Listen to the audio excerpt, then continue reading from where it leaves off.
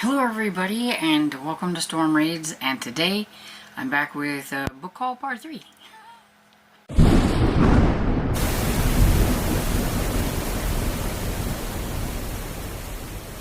So this book haul is going to be mostly mysteries. I don't know if, I think maybe in the other bag here could be some romance, but I do know that there is more on the mystery side on this book haul than the other one.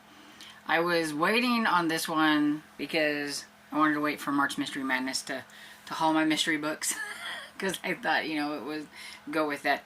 And I had been collecting some of this a little bit at a time. If you remember before I did, I hauled some Perry Mason books, and I said that they had a bunch more that I really wanted to get them, but I kind of had to get them a little bit at a time. And so that's kind of what I did, and yeah, so now I have a whole bunch of Perry Mason books to haul, and then just some other miscellaneous mystery books.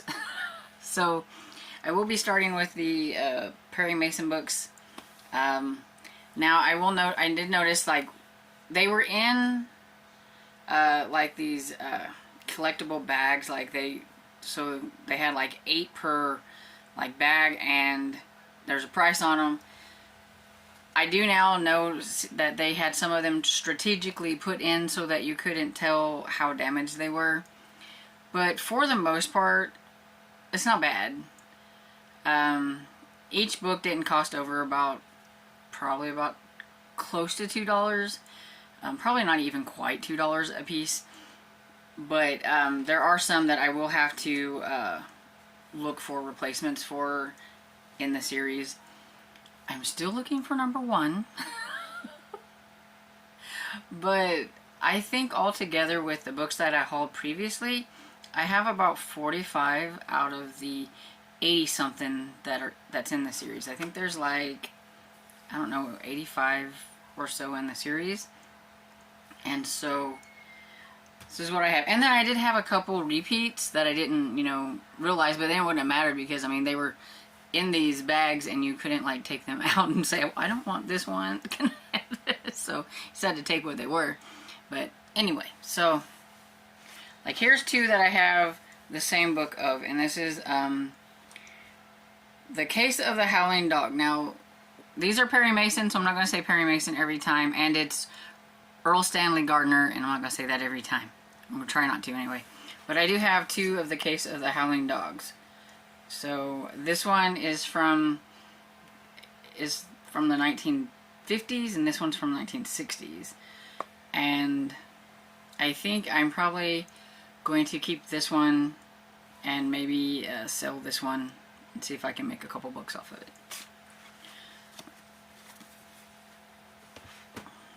I do not know what number these are, so we're just going with it. And we have The Case of the Fugitive Nurse. This one I didn't realize was kind of nasty, but this is a Case of the Angry Mourner, so I will put this on my list whenever I go back up to the used bookstore. They had quite a few on the inside where you have to pay a little bit more, like I think they were $3 a book and stuff, so I am going to take a list back to the used bookstore and see if I can get like a replacement for this and a couple other ones that I have here, and maybe any more in the series that I can find. And oh, I got these at Antiquish. They were a seller there that was selling all of these. And then this is The Case of the Cautious Coquette. I guess that's how you say that, maybe.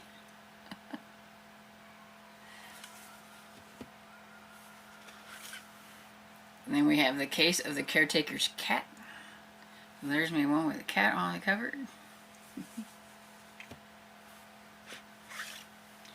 Case of the Black-Eyed Blonde. The names of some of these. The Case of the Calendar Girl.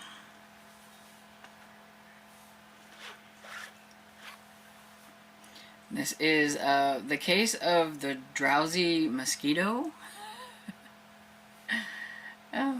This must be a Yeah, I thought this might have been a 1960s version because of the cover. And then we have Case of the Horrified Air. Case of the Horrified Airs. That's it. I will get it. This is a very bland cover. It's like, couldn't you come up with something else? I mean, I guess they didn't know what to put for a horrified air. Yeah. I thought that was probably a 60s one too. It seems like I either have ones from like, I think 1954 or ones from 1966. Oh, this one's from 65. But it's the Case of the Phantom Fortune. I mean, that doesn't have a whole lot going on with that cover either. The Case of the Lame Canary. I like their canary.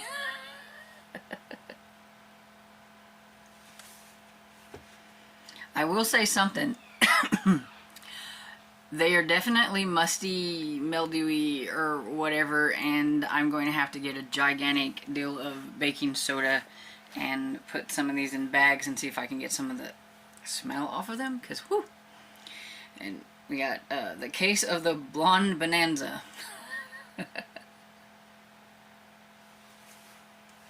And you can tell, like, wherever they got them from, they didn't clean them off. Like, they're grimy. And the Case of the Duplicate Daughter.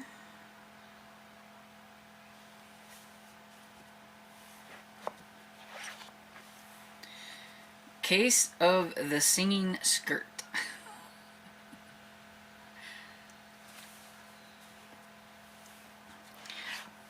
I like this one. Okay, we got Case of the Deadly Toy. I really like this cover.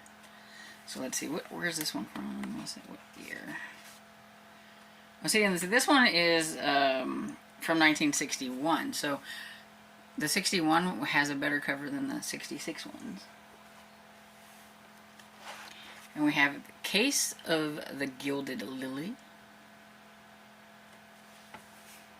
Oh, I like the back. It's got like a girl that drinks a gun. We have Perry Mason. Oh, I'm not going to say Perry Mason. The Case of the Baited Hook. I like this cover too. It's kind of cool. All you have on the back of that is eyeballs.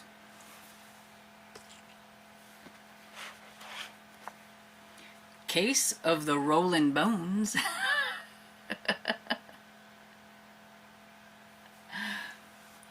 Oh no. Perry Mason, America's most ingenious lawyer, was stumped.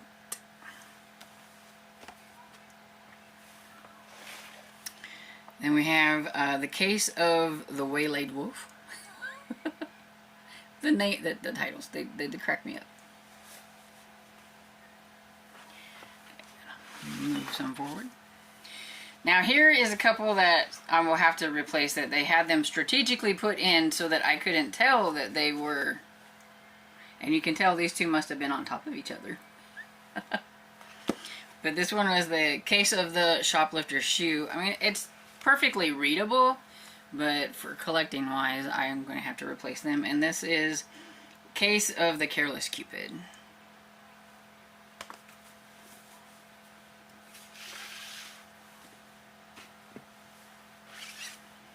We have the Case of the Fury Fingers.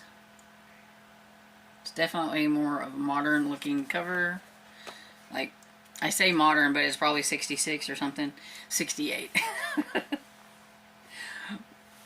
But just opposed to some of the other ones, it was a little bit different. And the Case of the Empty Tin. This one definitely has like a 60s look, a vibe to it with, I don't know, the hair and everything. But that's 69. We have the Case of the Crying Swallow.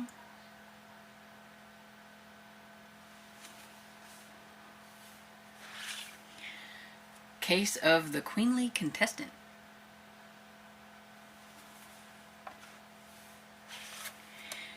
The Case of the Beautiful Beggar. Now, this one's got kind of a little bit different cover. Let's see what this one is. That's 1966.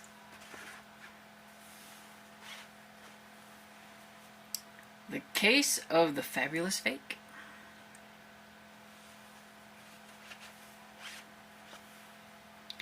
And The Case of the Worried Waitress.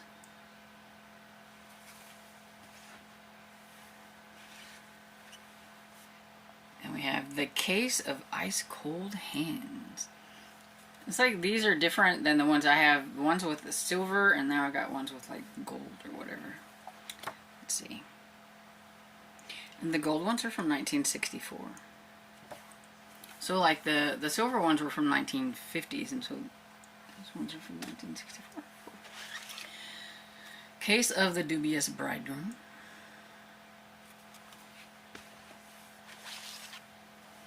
Case of the Counterfeit Eye.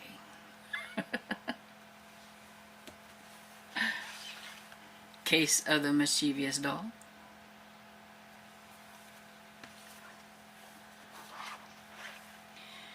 Case of the Lonely Heiress.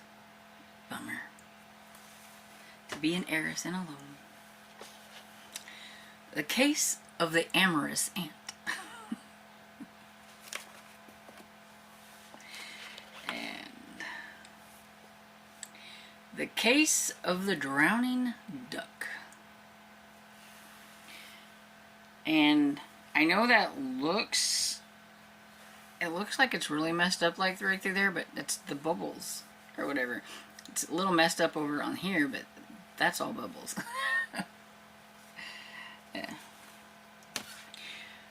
Then I have some that are not Perry Mason, and this one is, you gotta love this title. The Case of the Musical Cow. Product of its time period. Then there is another series of his, and it's the DA series, and I don't remember what the DA's name is.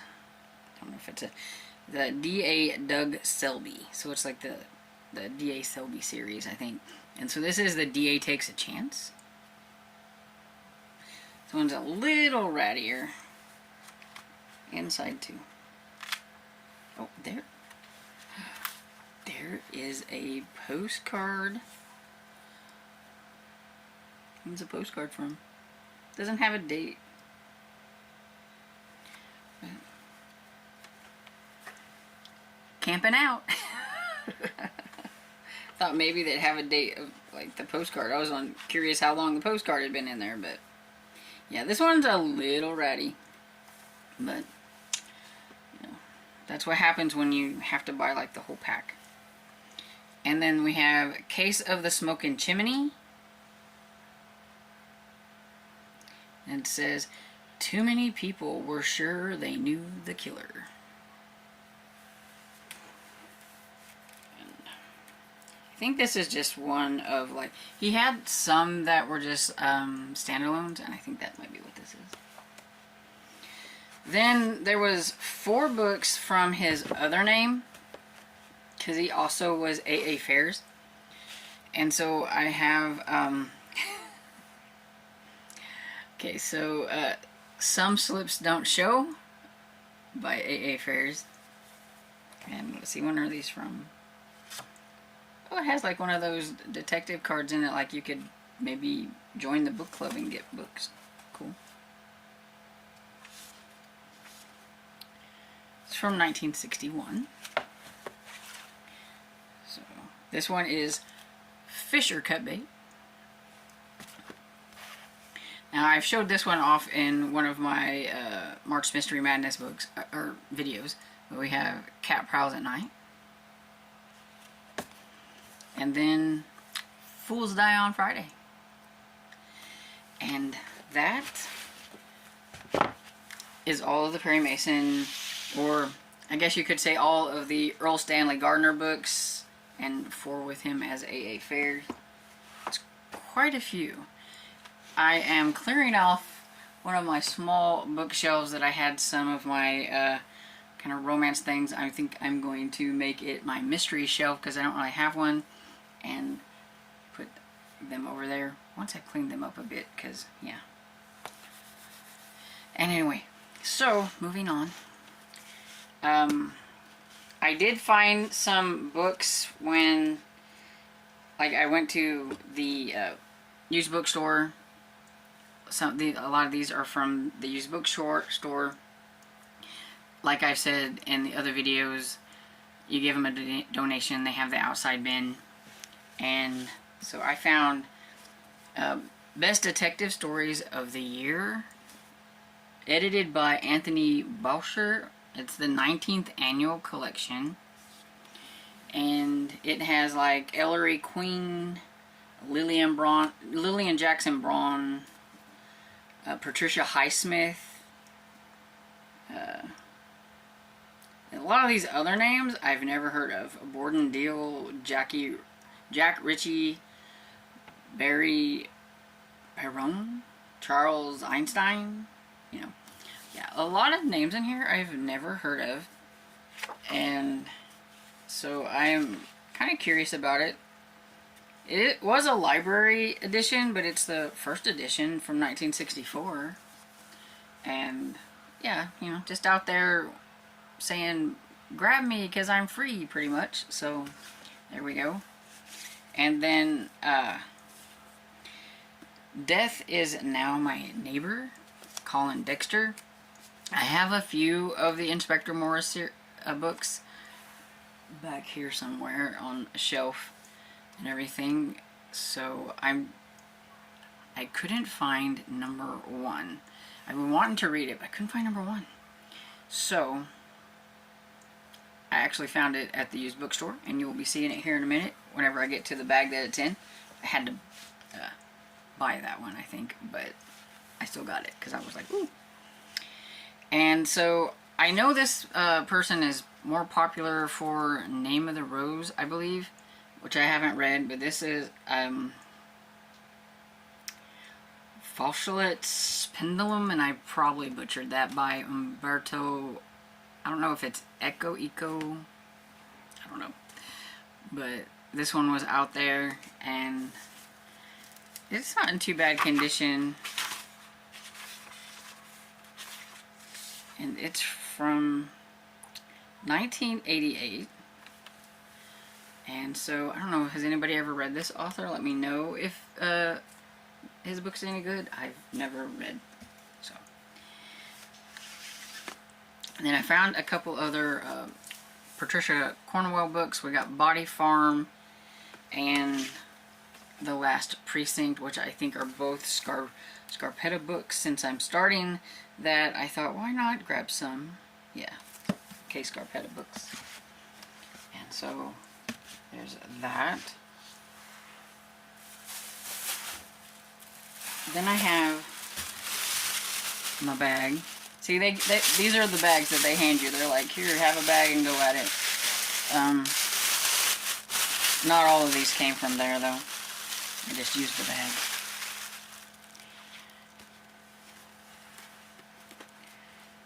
Okay. I think these came from the book buffet. But I found the Floating Admiral. It has Agatha Christie, Dorothy L. Sayre, and G.K. Chesterton in here. And I think they're like stories that kind of go together from what I could. And it says, including each author's solution to the mystery. So they all were doing like the same mystery in their own way, I think, and everything. So it sounds kind of interesting. It says, oh, and certain other members of a detection club. So they must have been all like part of a detection club maybe and everything. So yeah, I don't know a whole lot about this one, but it sounded kind of fun. And this was out there on the book buffet too, and it's a little ratty, but I don't have any Ellery Queen, so I thought that was cool. This is a calendar of crime and everything. It's kind of ratty, but I thought that one was a cool find. And then I do have The Mysterious World of Agatha Christie, and it's an intimate backstage look at the working methods of the greatest puzzle weaver of all time, including a complete bibliography of her work by Jeffrey Feynman. So I'm guessing this is like a little book about Agatha Christie.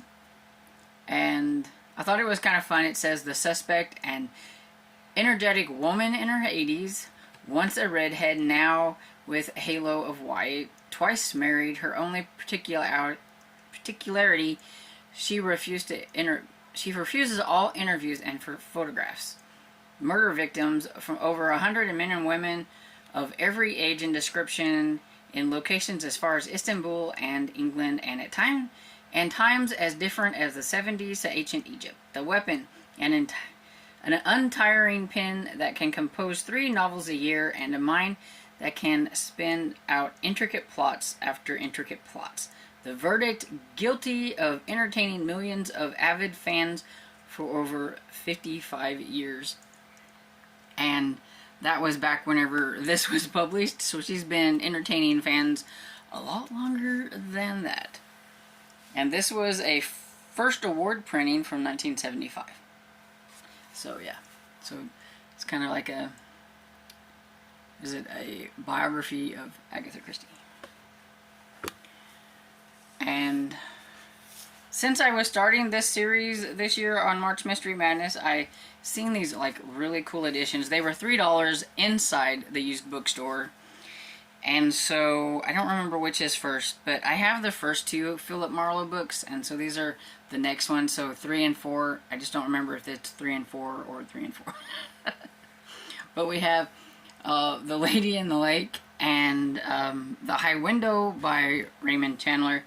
And I just really liked these editions. They were like super cool.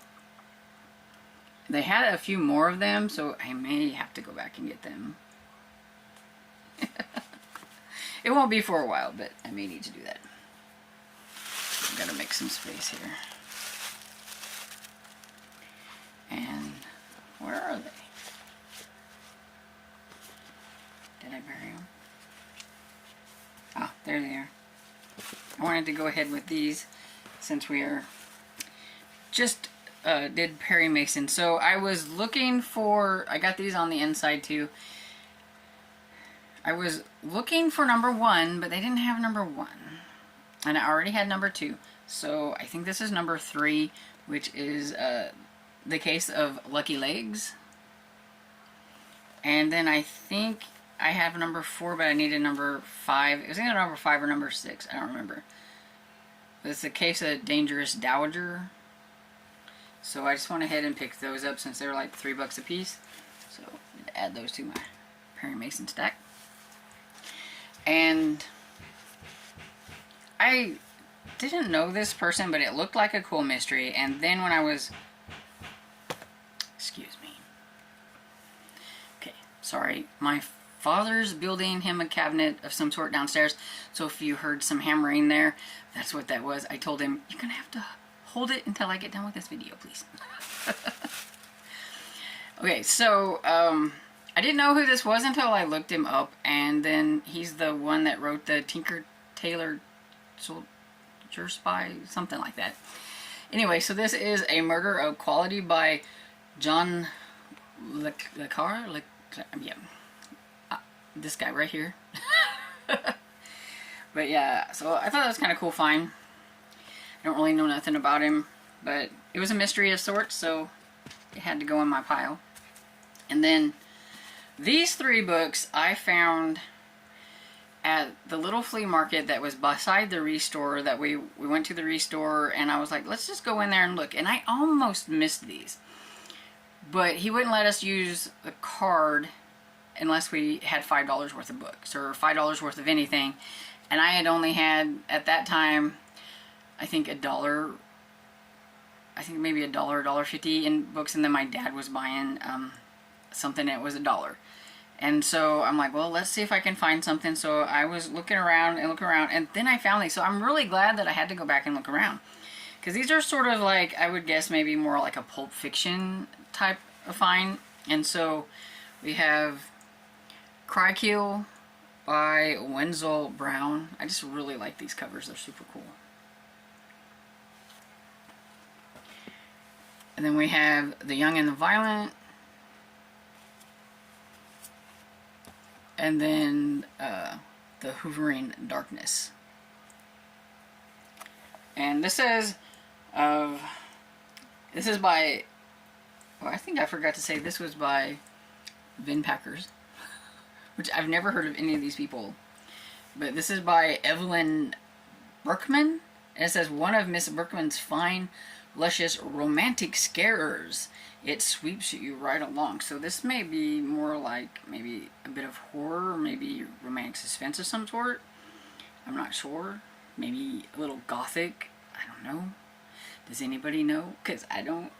But they looked cool. And they were 75 cents a piece. So. And like this one is from 1957. So yeah, they're all kind of around that same type. So there's that. And then I have The Magnificent Marriage by Barbara Cartland. I told you I thought there was some romance in this bag. And everything. So we have that. I think all the musty and the dusty is starting to get to me. But yeah, so there. Let's see. These are, I think these are mystery, and this side is romance and stuff. Yeah, so let's do this side first. So another Mac Bolan book. We have Hammerhead Reef. It's number 82. And so this one was in the book buffet, so basically it was a free one. Same with this one. I knew it was a mystery of some sort. I just didn't know who. I've never heard of this author, but it's Black Money by Ross McDonald. So if anybody knows, this is a Lou Archer book, and it's like way down in the series. But since it was old, I didn't care. I just like, I'm gonna grab it anyway, and it was like practically free. So this edition is from 1983. But let's see, it is originally from it's a 1965 book, so yeah, it fits in with all my good classic. Okay, so here we go. We have Last Bus to Woodstock by Colin Dexter. This is the Inspector Morris #1, so now I can get started on this series because I have #1. Did you know I have to have #1? So I'm excited because like I couldn't find this. Like Libby didn't have it. It's too expensive to like get an e-copy or whatever. None of the like things that I had, I never could find the first one, so I'm excited.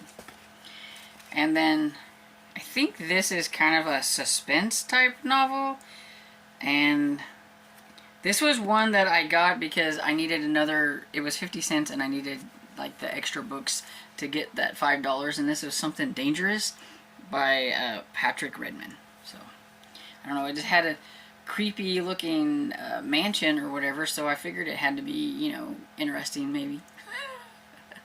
Had to be spooky of some sort. Okay, so here's some romances. So I did have, I think these are some from when we were at the Finicky Fox. Things were getting mixed up over there, but I was trying to keep the mysteries separate, but you know how it goes. So we have Stranger in Paradise by Amanda Stevens.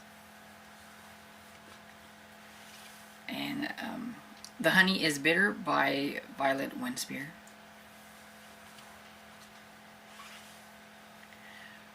Low Country Liar by Janet Daly. Then we have a bind up. It's called Whispers in the Night, and it's got Amanda Stevens and Deborah Weber. And so it has Lover Stranger is by Amanda Stevens, and then Protective Instincts is by Deborah Weber. And then a super cool retro-y type book here. We have Burn on Sweet Fire by Sandra Dubay. It's really cool. It's got a cool cover.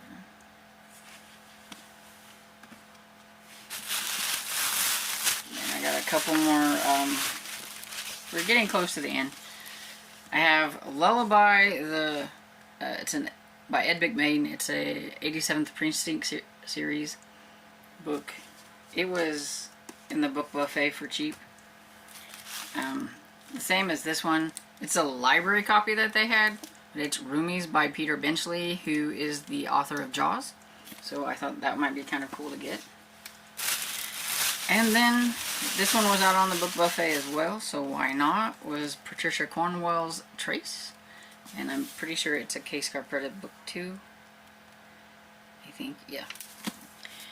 And so it's all of those. And even though the video is getting a little bit long, I'm going to go ahead and just shout out my friend Sherry. She did get me some books and I've had them over there. I haven't had a chance to haul them and everything, but she sent me like this little box full. When she gets done reading them, if she knows that I like them, she will send them to me. And I'm really excited because one of them is Hunter Shea, which is one of my favorite horror authors. I haven't read this book, and so it's Tortured of the Damned. So I'm really excited to get into this one at some point. And then I'm also collecting Heather Graham, and she knows that, so we have a couple of Crew of Hunter books. We have Dreaming Death and The Unknown. And of course we have to have this good old Frida McFadden, The Inmate. So I'm really curious about this. I've only read one Frida McFadden book. She is super popular, and so I'm excited to try another one. Then I have a couple of middle grade books because she knows I like my middle grade horror. And we have The Ghost of Greylock by Dan Pawlowski. And then this one just looks so cute. This one is Dial a Ghost by Eva Ibbotson. I'm not exactly sure how you say that, but hey, look at that cover. It's so cool. And everything. So yeah. So I got that, and thank you, Sherry, for giving me those. And that's it. That's all the books. Every single one of them. Now I can try to find a home for them all. But yeah, so you probably won't be seeing such a large quantity from me for a while because this was a bunch. We don't really go to the places where these are very often. I think it's been like 6 months since the last time I went to like the Finicky Fox and everything, which is where book haul number 1 and book haul number 2 came from, and then some of book haul number 3, but book haul number 3 did come from a variety of different places, especially like the Perry Mason ones. But yeah, so probably won't be going there for like another 3 or 4 months, so you will be seeing like this big gigantic haul. But they are fun. I'm really curious about a lot of these, especially Perry Mason. I wish I could find book 1. I have found book 1 on eBay, but I just don't want to pay $15 for one book whenever I paid $15 for 8 books. But I may have to source it out somewhere, but I keep hoping I'll find it in the wild, but yeah, I doubt I will. But anyway, so let me know what you thought of these. Did you see any really cool books here? Any authors that you really enjoy? Do I have any treasures here? Let me know. And I hope you enjoyed this video, and if you did, please give it a thumbs up and subscribe. I will see you all in the next video. Bye.